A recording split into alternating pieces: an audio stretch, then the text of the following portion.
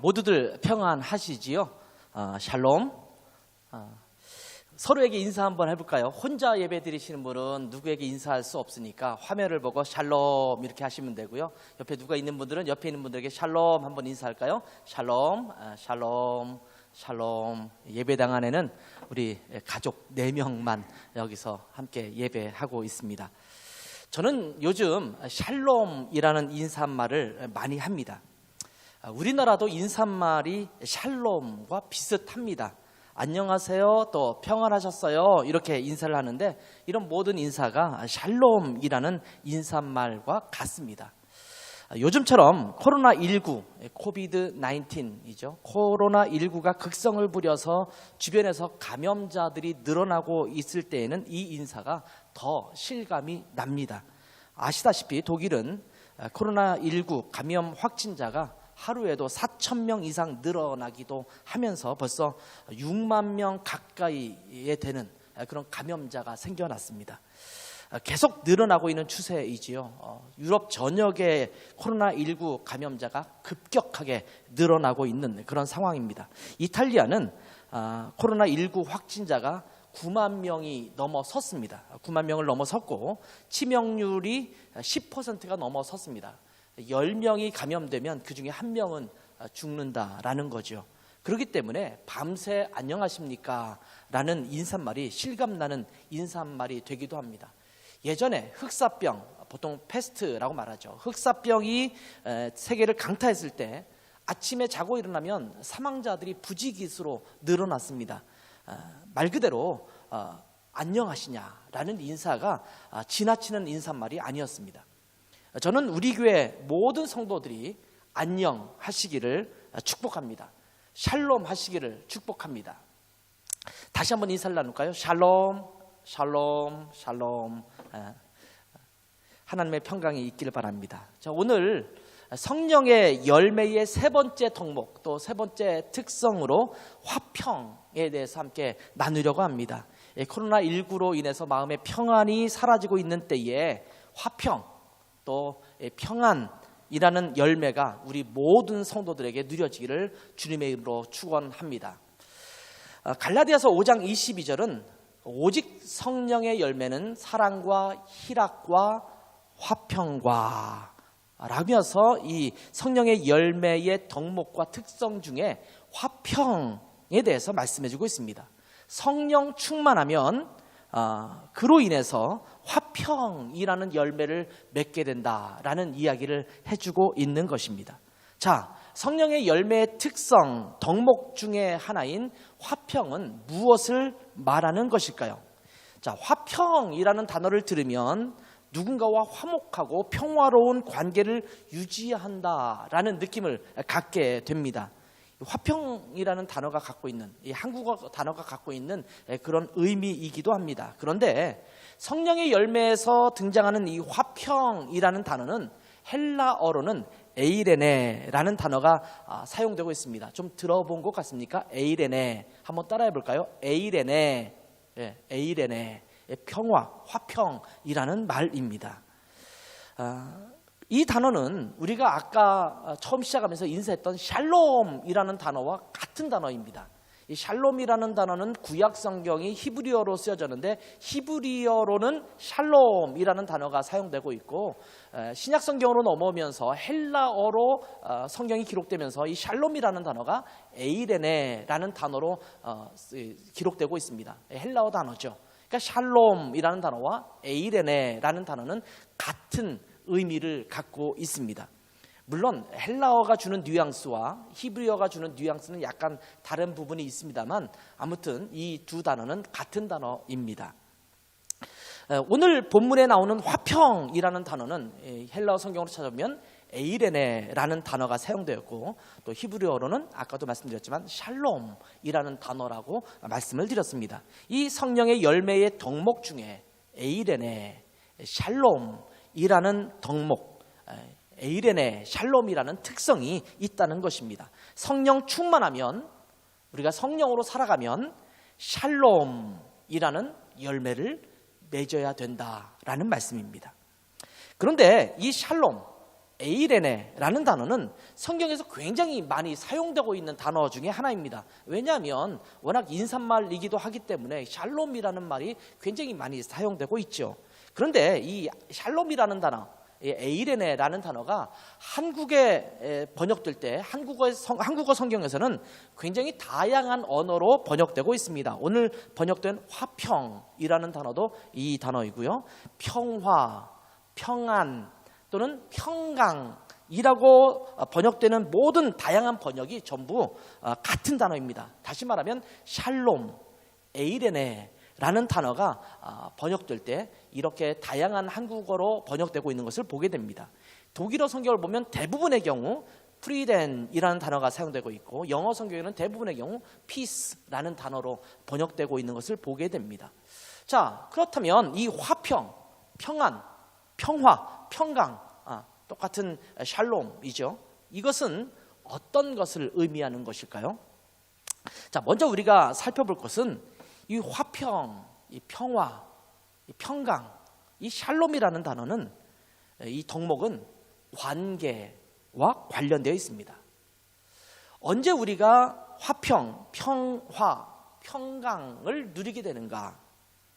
온전한 관계 속에 있을 때에 평안하고 화평이 이루어지고 평화를 누리게 됩니다. 언제 누린다고요?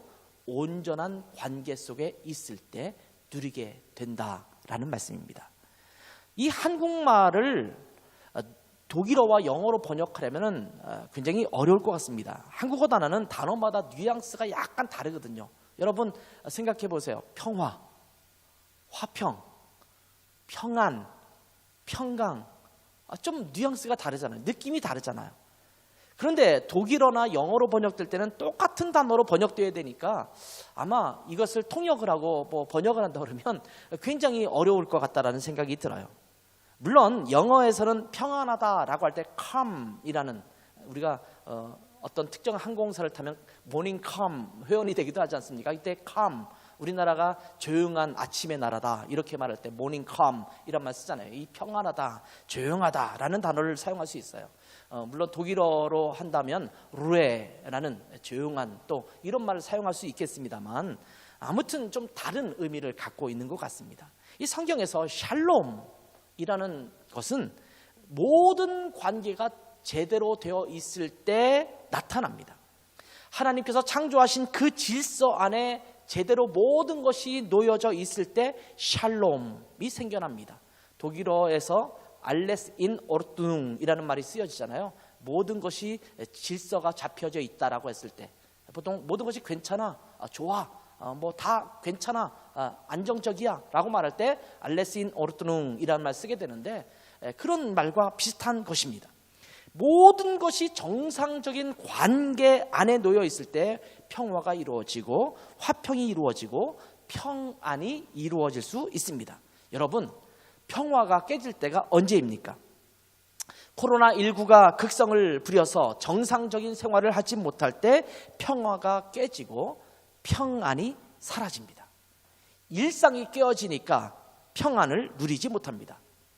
자, 아침에 일어나면 찬란한 햇빛이 창문을 통해서 밝게 들어오고, 오늘 아침 그렇지 않았습니까? 오늘 굉장히 맑고 밝은 날입니다. 햇살이 들어옵니다. 창밖에서는 새가 지저귀고 창문을 열고 신선한 공기를 마시면서 맑은 정신으로 기지개를 이렇게 펼 수 있다면, 그리고 아침에 향긋한 커피 향기를 맡을 수 있다면 평안합니다. 이것이 평안이라는 거죠. 그런데 아직 피곤도 가시지 않았는데 누군가가 나를 거칠게 흔들어서 깨우고, 밖에서는 누군가가 큰 소리로 떠들면서 막대기로 뭔가를 막 두드리면서 무엇인가를 불평하면서 소리 지르는 소리가 밖에서 들려오고, 만약 그렇다고 친다면 평화가 깨지는 것입니다. 평안이 사라집니다. 모든 것이 제자리에 놓여져 있을 때, 모든 관계가 온전해졌을 때 누릴 수 있는 것이 평강, 화평, 평안입니다. 자, 우리의 몸을 한번 볼까요? 눈은 눈대로, 또는 코는 코대로, 손은 손대로 제자리에서 제 역할을 하고 있으면, 다시 말하면 몸의 모든 지체가 질서적인 모습을 가지고 정상적인 관계를 서로 갖고 있다면 몸이 평안한 겁니다. 그런데 몸의 한 부분이라도 제대로 작동이 되지 않고 몸의 각 지체들이 서로 제대로 관계를 맺지 못하면 몸이 아프게 되는 거예요. 배가 아프다든지, 두통이 생긴다든지, 심장이 빨리 뛴다든지, 이 모든 것들은 이 몸 안에 있는 각 지체들이 서로 제대로 된 관계를 갖지 못할 때 평안이 깨지는 거예요. 몸의 화평이 깨지는 것입니다. 가족 안에서 서로의 관계가 깨지고, 부부의 서로 정상적인 관계가 어그러지고, 교회 안의 성도들끼리 그 관계가 깨지면 평화가 깨지는 것입니다. 평안하지 못한 삶이 되고 마는 것입니다. 남자와 여자를 하나님께서 창조하셨죠. 이 남자와 여자도 정상적인 관계에 있지 않으면 평화가 깨집니다. 하나님의 창조 질서 안에서 남자는 남자로서, 여자는 여자로서 제 역할을 할 때 평안합니다. 이것은 누가 우위에 서 있는가의 문제를 말하는 것이 아닙니다. 남자와 여자는 서로 다르거든요. 그 다름을 인정하고 서로가 서로를 존중하고 서로를 섬겨줄 때 샬롬 하게 됩니다. 그런 의미에서 동성애는 그 질서를 깨트리게 되는 거죠. 하나님의 창조 질서 안에서의 온전한 관계를 깨트리는 것이기 때문에 지금은 서로 좋다고 느낄 수 있어요. 그러나 결국은 모든 인류의 평안을 깨트리는 것이 되고 말 것입니다. 나라와 나라가 서로의 정상적인 관계를 가지고 있으면 평화입니다. 그런데 그 관계가 깨어지고 서로 적대시하고 갈등하면 평화가 깨지고 맙니다. 평안이 사라집니다. 환경과의 관계도 깨질 때가 있지요. 지구온난화가 왜 생기는 걸까요? 왜 우리가 미세먼지로 인해서 고통을 받고 있는 것일까요? 지금 코로나19 때문에 미세먼지가 많이 사라지는 장점도 있었다, 이렇게 말을 하지만 요즘 많이 나라가 발전하면서 산업화가 되면서 미세먼지가 많아지고 있지 않습니까? 환경과 인간과의 정상적인 관계가 깨지고 인간의 욕망이 커지면서 환경이 오염되고 또 지구의 환경이 몸살을 앓게 되면서 평안이 사라지게 되는 것입니다. 샬롬, 평안, 화평, 평화, 에이레네, 이 모든 것은 모든 관계가 정상적으로 되어 있을 때 누리게 되는 것입니다. 그럴 때 우리는 샬롬이라고 말할 수가 있습니다. 어떤 때 샬롬 할 수 있다고요? 모든 관계가 정상적인 하나님의 창조 질서 안에 잘 놓여져 있을 때 샬롬 한 것입니다. 자, 이렇게 모두가 정상적인 관계를 맺으면 우리에게 평화가 찾아오고 화평이 오고 평안이 찾아옵니다. 그런데 우리 인간은 참된 평안을 누릴 수가 없는 것이 문제입니다. 조금 전 조영광 집사님이 특송을 했습니다. 찬송가 412장의 찬송이었죠. 4절의 가사 중에 이런 가사가 있었습니다. 이 땅 위에 험한 길 가는 동안 참된 평화가 어디 있나. 자, 이 땅에 험한 길을 가고 있는데 이렇게 질문하죠. 참된 평화가 어디 있나? 이 참된 평화가 이 땅에 있는 것일까요? 나라와 나라가 서로 갈등을 합니다. 요즘 세계를 보니까 미국과 중국이 서로 갈등을 하죠. 한국과 일본도 지금 갈등을 하고 있는 것 같아요. 이 서로 경쟁하면서 서로 더 큰 힘을, 좀 우위를 차지하려고 서로 자랑하려고 하는 모습을 갖고 있습니다. 이 가까운 사람과의 관계조차 화평할 때가 어려울 때가 많습니다. 때로는 부모와 자녀가 또는 형제들끼리, 남편과 아내가 서로 화평하지 못합니다. 한 교회 안에 있는 성도들끼리도 화평하지 못할 때가 많습니다. 그만큼 이 샬롬은 어렵습니다. 여러분은 지금 모든 관계 안에서 샬롬 하고 있으십니까? 지금 공동체 예배가 제대로 드려지지 못하고 있으니까 샬롬하지 못합니다. 한 교회 공동체가 한 자리에 모여서 한 마음으로 한 공동체가 하나님 앞에 함께 서서 예배할 수 있어야 정상적인 공예배가 될 수 있는데, 정상적인 예배 공동체로서 교회가 하나님 앞에 제대로 서는 것인데, 코로나19로 인해서 이렇게 온라인으로 실시간 예배를 드리고 있습니다. 그러니 샬롬 하지 못한 것입니다. 여러분의 부부는 샬롬 하십니까? 혹시 부부가 함께 예배를 드리고 있다면 서로를 한번 마주 봐 주세요. 두 사람은 샬롬 하십니까? 여러분의 가족은 지금 샬롬 하십니까? 가족이 함께 있다면 한번 서로 마주 봐 주세요. 여러분은 서로 샬롬 하십니까? 여러분의 친구 관계는 샬롬 하십니까? 여러분은 교회의 다른 지체들과 또 샬롬 하십니까? 그런데 이 샬롬, 이 평화는, 화평은 우리가 노력한다라고 이루어지는 것이 아닙니다. 물론 우리의 노력이 필요 없다라는 말은 아닙니다. 노력만으로는 어렵다라고 말씀드리는 것입니다. 그럼 무엇이 우리로 하여금 이 샬롬, 에이레네를 누릴 수 있게 하는 것일까요? 자, 이 화평, 평안이 성령의 열매이죠. 저희가 지금 성령의 열매에 대해서 계속 살펴보고 있는데, 이 성령의 열매라고 하는 것은 전부 무엇을 통해서 누릴 수 있게 되는 거냐면 이 성령을 통해서 누리게 되는 거예요. 그러니까 성령의 열매잖아요. 그렇기 때문에 이 성령의 열매인 만큼 이 화평도 성령님께서 우리를 온전히 다스리셔야지만 샬롬이 우리 삶 속에 나타날 수 있습니다. 다른 사람과의 관계를 잘해보려고, 서로 좋은 샬롬의 관계를 나누려고 노력하기에 앞서 먼저 하나님께서, 성령님께서 온전히 우리를 주관하시도록 내어들어야 이 샬롬을 맛볼 수 있게 되는 것입니다. 자, 우리가 서로 나누고 있는 관계는 보통 세 가지로 크게 나눌 수 있습니다. 세 가지로. 자, 먼저 하나님과의 관계입니다. 하나님과의 관계가 있죠. 그리고 다른 사람과의 관계가 있습니다. 또 마지막으로는 주변에 있는 환경들과의 관계가 있을 수 있습니다. 그런데 이 세 관계에 있어서 하나가 절대적으로 중요한 관계입니다. 이 한 관계가 나머지 관계를 전부 이끄는 것이라고 볼 수 있습니다. 눈치채셨죠? 무엇일까요? 바로 하나님과의 관계가 가장 중요합니다. 하나님과의 관계가 온전하지 못하고는 절대로 다른 사람과의 관계나 주변 환경과의 관계가 좋을 수가 없습니다. 혹시 여러분 중에 아니에요, 저는 하나님을 안 믿지만, 또는 하나님과 별로 좋은 관계를 맺고 있지는 않지만 다른 사람과도 좋은 관계를 맺고 있고 주변 환경과도 좋은 관계를 갖고 있습니다, 이렇게 생각하는 분도 아마 있을지도 몰라요. 그런데 여러분, 그렇게 느끼는 것은 착각입니다. 착시 현상입니다.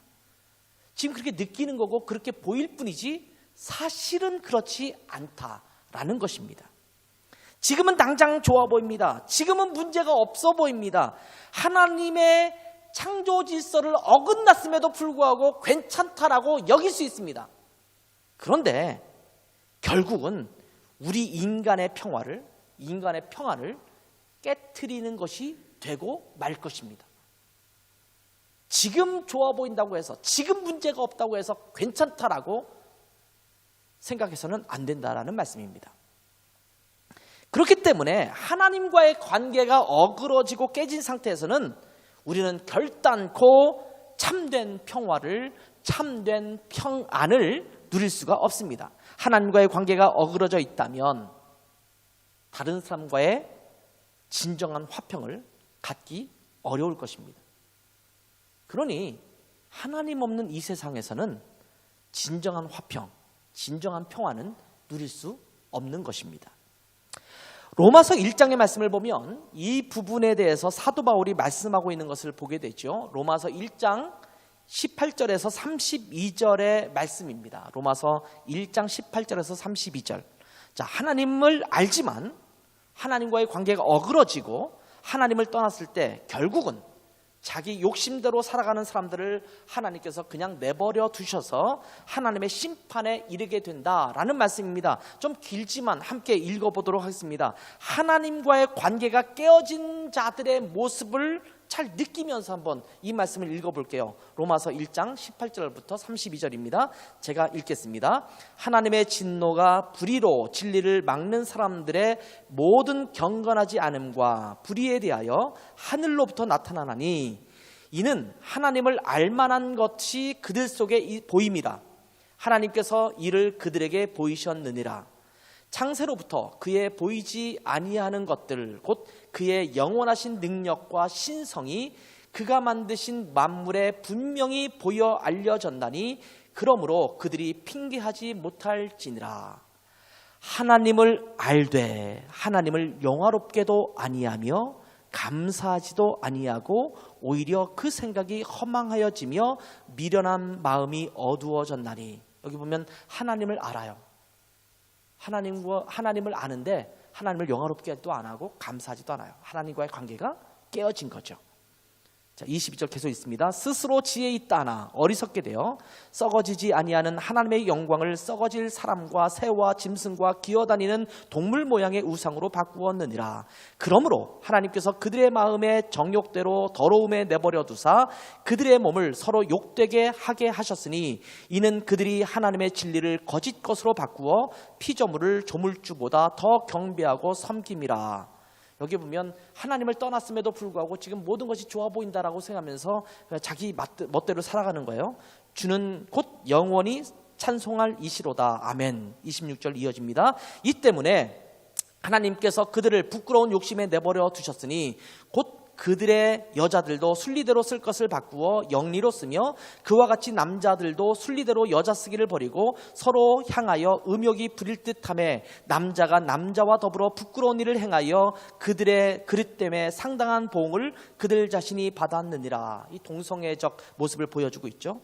자, 28절입니다. 또한 그들이 마음에 하나님 두기를 싫어하며, 역시 또 깨어진 하나님과의 관계를 지금 말씀해주고 있어요. 하나님 두기를 싫어합니다.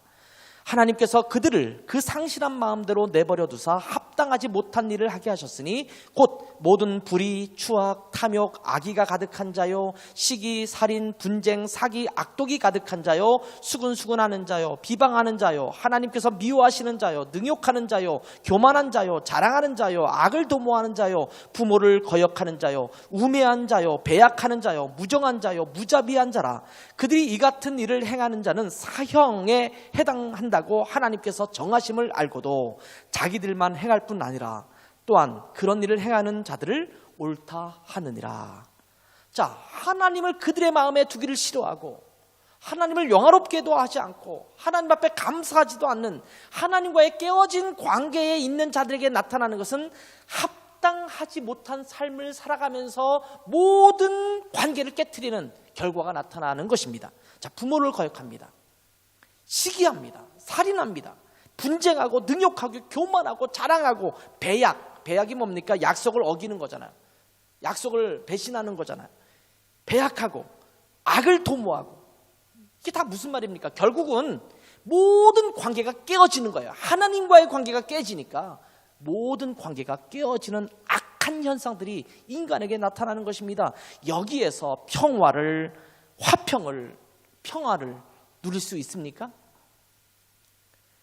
우리에게 샬롬이 있기 위해서는 먼저 하나님과의 관계가 바르게 연결되어 있어야 합니다. 여러분은 지금 하나님과의 바른 관계, 온전한 관계를 누리고 있으십니까? 자, 결국 우리가 누릴 수 있는 참된 화평과 평안, 이것을 우리가 어떻게 누릴 수 있게 될까요? 자, 함께 따라 해볼까요? 참된 평안과 화평은 그리스도 안에서 누릴 수 있습니다. 참된 평안과 화평은 그리스도 안에서 누릴 수 있습니다. 예, 참된 평안과 화평은 그리스도 안에서 누릴 수가 있습니다. 아마 제가 청소년 시절이었던 것 같아요. 그때 즐겨 불렀던 찬양곡이 있습니다. 굉장히 오래된 곡이에요. 7080, 아마 그 7080 정도 될 것 같아요. 그때 불렀던 찬양입니다. 제가 아마 고등학생 때도 즐겨 불렀던 찬양인 것 같아요. 오 주 없이 살 수 없네 라는 제목의 찬양입니다. 이 찬양을 제가 한번 불러볼게요.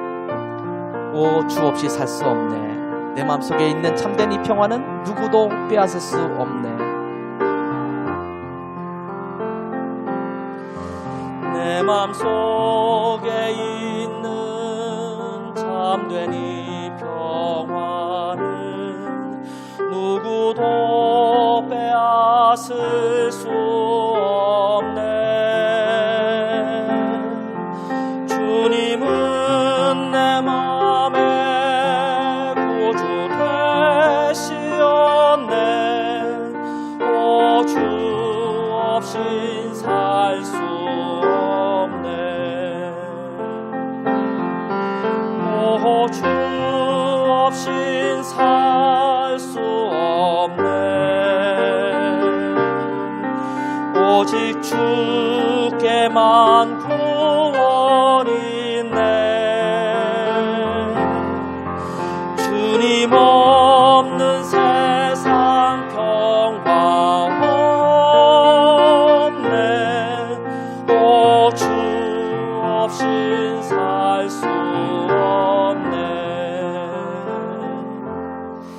평화 없는 세상 고통과 싸움뿐, 사람들은 무서웠더네.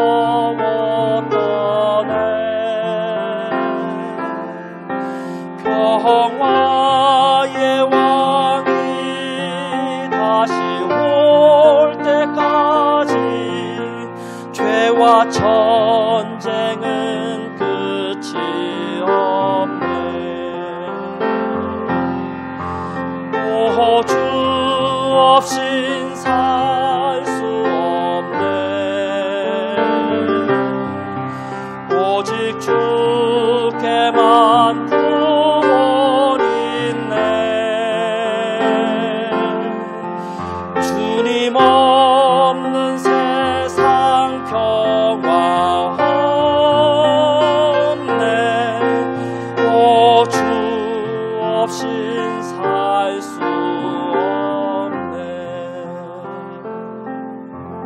오 주 없이 살 수 없네. 주님 없는 세상 평화 없네. 오 주 없인 살 수 없네. 주님 없는 세상은 평화도 없습니다.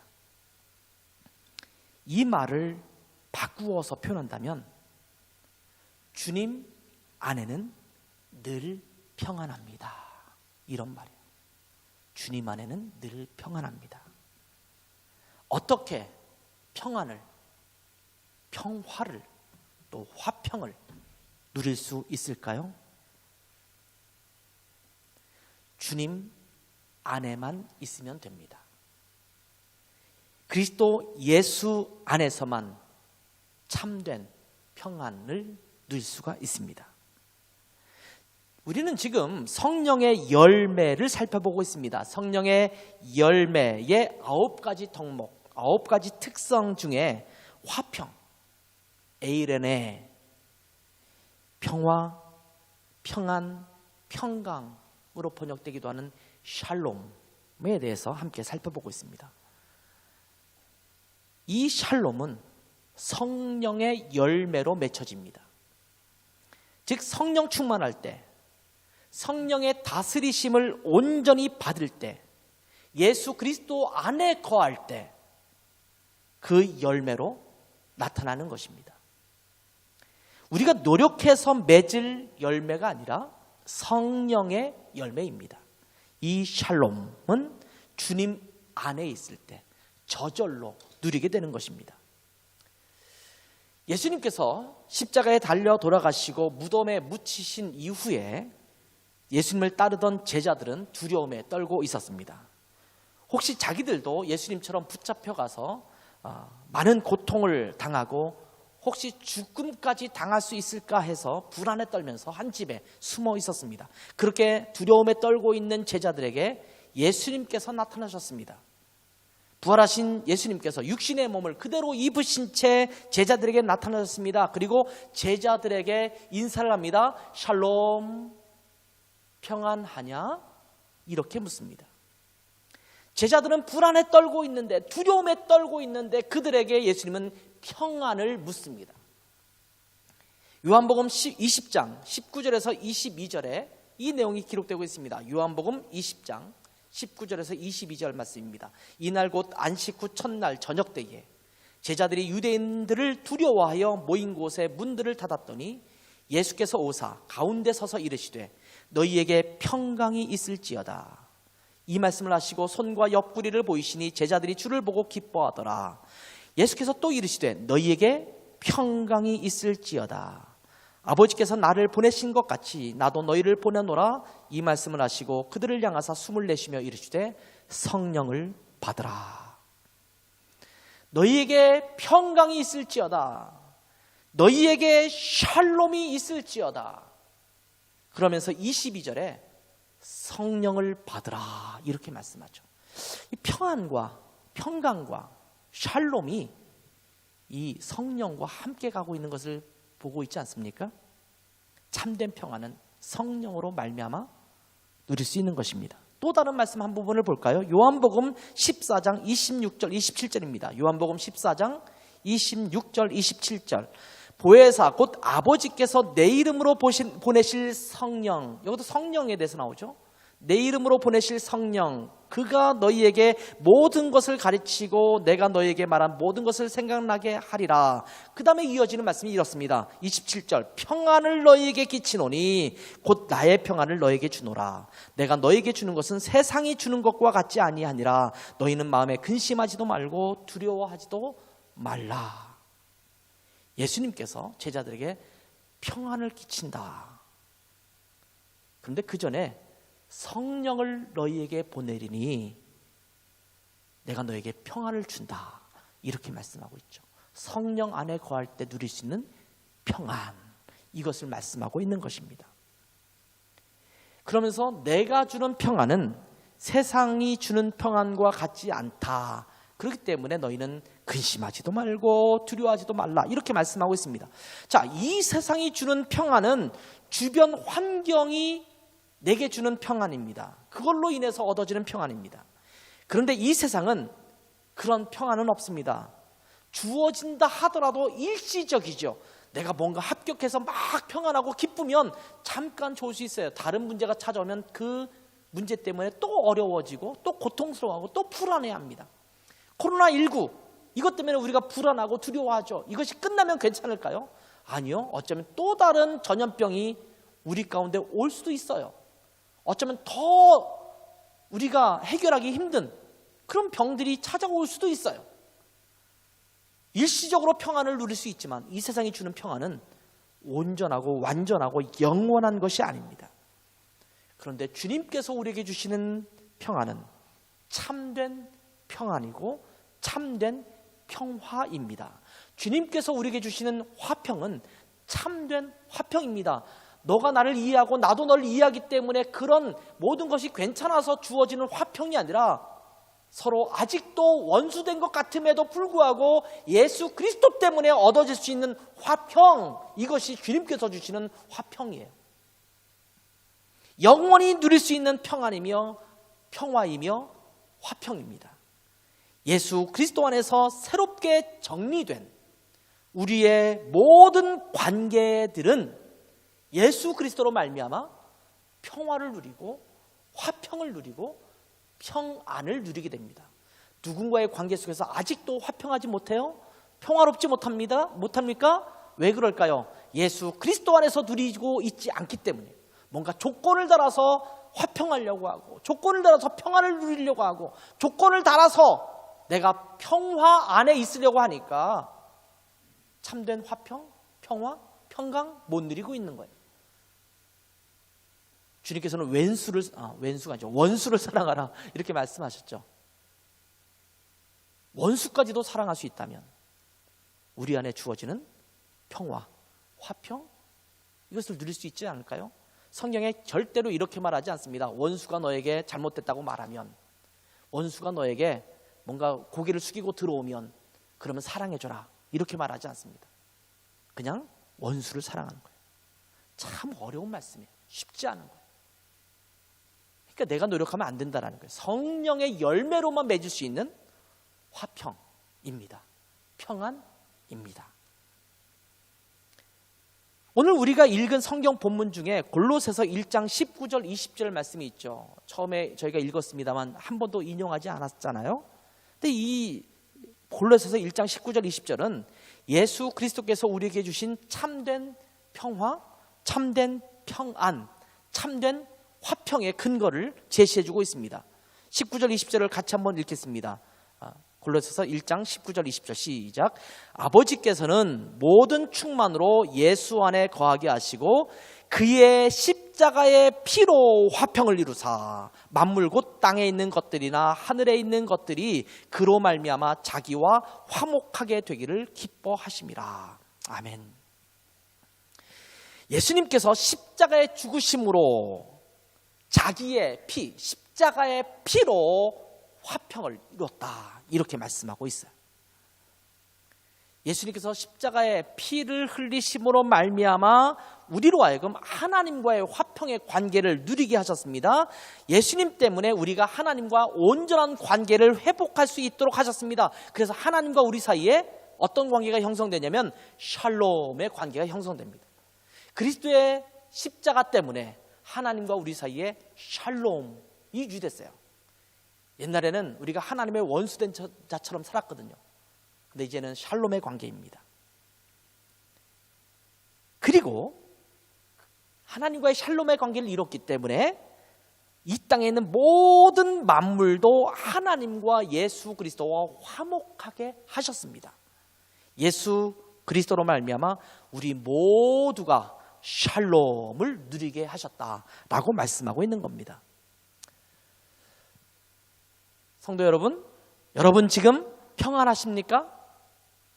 화평을 누리시고 있으십니까?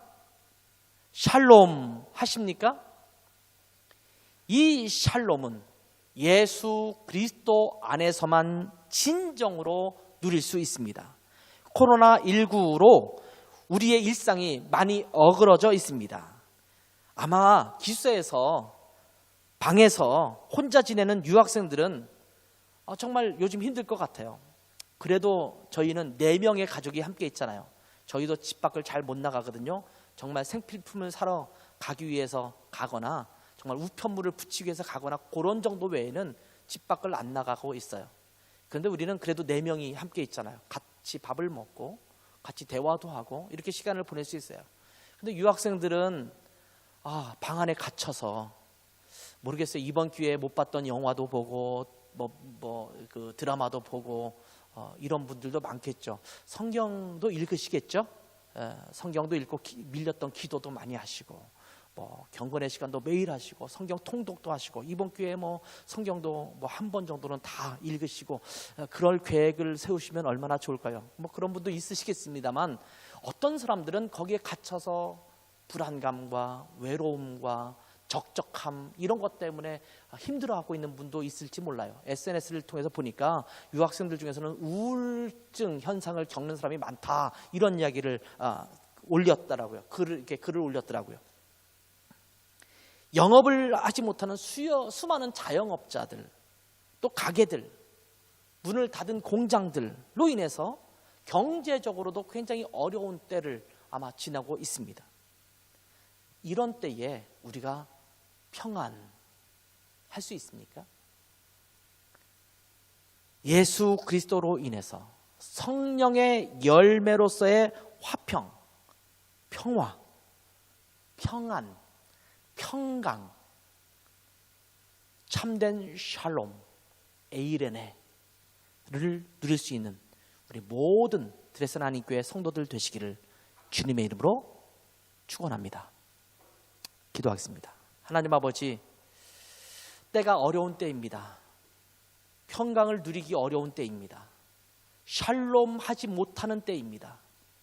그런데 성령 충만하면 성령의 열매로서 우리에게 샬롬이 있음을 말씀해 주셔서 참으로 감사합니다. 이런 때에 예수 그리스도로 말미암아 성령의 열매인 화평, 평강, 평안을 온전히 누릴 수 있는 우리 모든 교회 공동체, 또 각 성도들, 각 가정들 될 수 있도록 축복하여 주시옵소서. 예수님의 이름으로 감사하며 기도했습니다. 아멘.